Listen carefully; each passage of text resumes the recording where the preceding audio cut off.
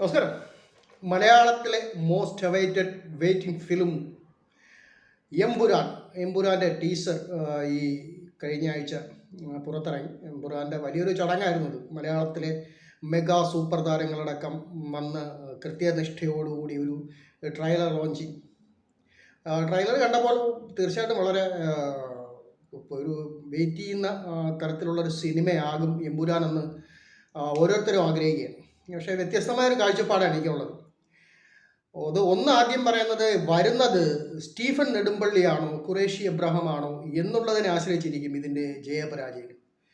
Stephen നെടുമ്പള്ളിയാണ് വരുന്നതെങ്കിൽ, എമ്പുരാനിൽ വരുന്നതെങ്കിൽ യാതൊരു സംശയവും വേണ്ട, മറ്റൊരു ലൂസിഫർ തന്നെ ആയിരിക്കും എമ്പുരാൻ എന്ന കാര്യത്തിൽ യാതൊരു സംശയം വേണ്ട.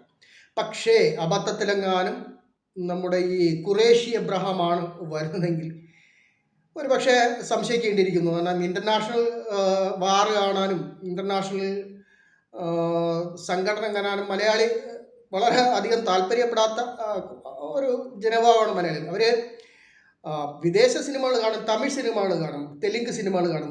ഈ ബാലകൃഷ്ണയുടെ പടവ് കണ്ട് കൈയടിക്കുന്ന മലയാളികൾ ഒരുപക്ഷെ മോഹൻലാലും മമ്മൂട്ടിയും ബാലകൃഷ്ണൻ ചെയ്യുന്നത് കണക്ക് ചെയ്തു കഴിഞ്ഞാൽ അവരൊരിക്കലും ഇഷ്ടപ്പെടില്ല. അതിന് എത്രയോ ഉദാഹരണങ്ങൾ ഇതിന് മുമ്പ് വന്നിട്ടുണ്ട്. ഒരു വലിയൊരു വിജയം വേണ്ടത് ഈ മോഹൻലാലിന് വളരെ അത്യാവശ്യമാണ്. കാരണം അദ്ദേഹത്തിൻ്റെ കഴിഞ്ഞ വർഷം ഇറങ്ങിയ രണ്ട് സിനിമയും, രണ്ടാണെന്ന് തോന്നുന്നു, രണ്ട് സിനിമയും വൻ പരാജയമാണ്. അതുപോലെ അദ്ദേഹത്തിൻ്റെ ആരാധകരും ഏറ്റവും അധികം വെയിറ്റ് ചെയ്തിരിക്കുന്ന ചിത്രം തന്നെയാണ് എമ്പുരാൻ. ഇതിൻ്റെ മേക്കിംഗ് എന്ന് പറഞ്ഞാൽ യാതൊരു രക്ഷയില്ലാത്ത ഫസ്റ്റ് പാർട്ട് കാണുമ്പോൾ തന്നെ അറിയാം. അതായത് അതിൻ്റെ തിരക്കഥയും, മുരളി ഗോപി എന്ന് പറയുന്ന വ്യക്തിത്വത്തിൻ്റെ തിരക്കഥയും, പൃഥ്വിരാജ് എന്ന് പറയുന്ന മാസ് സംവിധായകൻ, അതായത് ഒരു ഭദ്രൻ ടച്ചൊക്കെ എന്നൊക്കെ പറയുന്ന നമുക്ക് ഒരു സ്ഫടികത്തിലുള്ള കഥാംശവും അതിൻ്റെ മാസും ആക്ഷനും കൂടി ചേർന്ന ഒരു ചിത്രമായിരുന്നു ഈ സ്ഫടികം. പക്ഷെ അതിനേക്കാൾ ഉപരി ഈ മലയാളത്തിലെ ജനങ്ങൾ, അല്ലെങ്കിൽ മലയാളികൾ മോഹൻലാലിനെ കാണാൻ ആഗ്രഹിക്കുന്ന രീതിയിൽ പടമിറക്കിയ സംവിധാനപ്പെട്ടാണ് പറഞ്ഞത് ഭദ്രൻ, സ്ഫടികം പോലെ.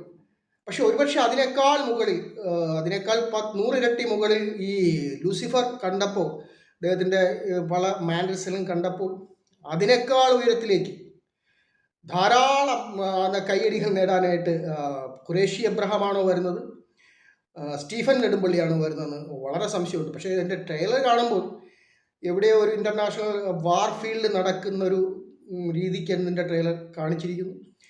ഈ സ്റ്റീഫൻ നെടുമ്പള്ളി എന്ന് പറയുന്ന കഥാപാത്രം കേരളത്തിലെ മലയാളികൾക്ക് പരിചിതമായ ചുറ്റുപാടിൽ ഒതുങ്ങി നിന്ന് രാഷ്ട്രീയവും ഗുണ്ടായിസവും ഒക്കെ പറയുന്ന ഒരു കഥാപാത്രത്തെ മലയാളിയെ നെഞ്ചിലേറ്റി അവർക്കറിയാവുന്ന ഒരു ചുറ്റുപാടിലാണ് സ്റ്റീഫൻ നെടുമ്പള്ളി. നമുക്കറിയാവുന്ന എത്രയോ സ്റ്റീഫൻ നെടുമ്പള്ളിമാരെ നമ്മൾ കാണും. പക്ഷേ ഖുറേഷി എബ്രഹാംമാരെ നമ്മൾ അധികം കണ്ട് പരിചയമില്ല. അതുകൊണ്ട് തന്നെ ഇൻ്റർനാഷണൽ വാർഫീൽഡിൽ ഒരു കൂലിപ്പട്ടാളത്തെ പോലെയൊക്കെ നയിക്കുന്ന ഒരു സ്റ്റീഫൻ നെടുമ്പള്ളി, വിമാനങ്ങൾ വെടിവെച്ചിടുന്ന അല്ലെങ്കിൽ റോക്കറ്റ് ലോഞ്ചറുകൾ ഉപയോഗിക്കുന്ന ഒരു സ്റ്റീഫൻ നെടുമ്പള്ളിയെ മലയാളികൾ എത്രമാത്രം കൈനീട്ടി സ്വീകരിക്കുമെന്നൊക്കെ വളരെ സംശയമുണ്ട്. പക്ഷേ മലയാളികളുടെ പൾസ് അറിഞ്ഞ സംവിധായകൻ എന്ന നിലയിൽ ശ്രീ പൃഥ്വിരാജ് ഏറ്റവും മനോഹരമായ വിസ്മയം തന്നെയാവും ഒരുക്കുക എന്ന് ആഗ്രഹിക്കാം. അതുപോലെ നമ്മുടെ മുരളി ഗോപി, അദ്ദേഹത്തിൻ്റെ തിരക്കഥ മാസ് ആക്ഷൻ എന്ന് പറയുന്ന തരത്തിലേക്ക് ഈ ഖുറേഷി എബ്രഹാം വരട്ടെ, അല്ലെങ്കിൽ സ്റ്റീഫൻ നെടുമ്പള്ളി വരട്ടെ. ഈ സ്റ്റീഫൻ നെടുമ്പള്ളിക്ക് കൂടുതൽ പ്രാധാന്യം കൊടുത്തുകൊണ്ട് ഖുറേഷി എബ്രഹാമിൻ്റെ ഒരു ബാക്ക്ഗ്രൗണ്ട് നിലനിർത്തിക്കൊണ്ട് അങ്ങനത്തെ ഒരു മാസ് ആൻഡ് ആക്ഷൻ എമ്പുരാന് വേണ്ടിയുള്ള കാത്തിരിപ്പിലാണ് മലയാളികൾ, പ്രത്യേകിച്ചും മോഹൻലാൽ ഫാൻസ് അസോസിയേഷൻകാർ. അതിൻ്റെ ഒരു ട്രെയിലർ കാണുമ്പോൾ തന്നെ അറിയാം.